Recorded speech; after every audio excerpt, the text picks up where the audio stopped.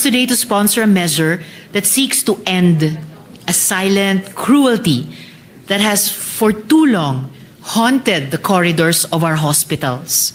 The unlawful detention of patients and even the withholding of the bodies of the dead because of unpaid hospital bills. No Filipino should ever have to beg to be released from a hospital bed. No grieving family should ever have to ransom the body of a loved one. That healthcare is a right, not a privilege, and that compassion, not capacity to pay, must be the guidepost of our medical institutions. Mr. President, Republic Act No. 9439, the original law prohibiting hospital detention, was enacted almost 2 decades ago.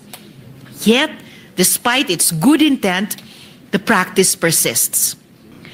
This bill strengthens that law, giving it sharper teeth, broader reach, and stronger enforcement to ensure that no Filipino is ever again detained in sickness or in death for lack of capacity to pay hospital and medical bills. Una, pinalalawak ng panukalang ito ang saklaw ng proteksyon. Sakop na ngayon ang lahat ng ospital, klinika at katulad na pasilidad, pampubliko man o pribado. Walang institusyong makakalusot sa pananagutan.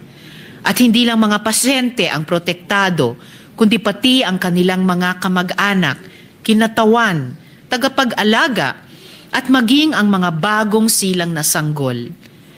Wala nang dapat gawing palit-ulo para sa buhay, kalusugan at dignidad ng tao. May mas mabigat na parusa sa mga lalabag.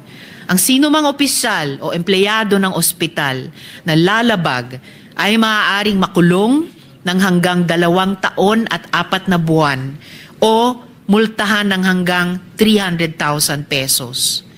Kung patakaran mismo ng ospital ang sanhi, ang mga direktor o manager ay maaaring makulong ng 4 hanggang 6 na taon at pagmultahin ng hanggang 1 milyong piso.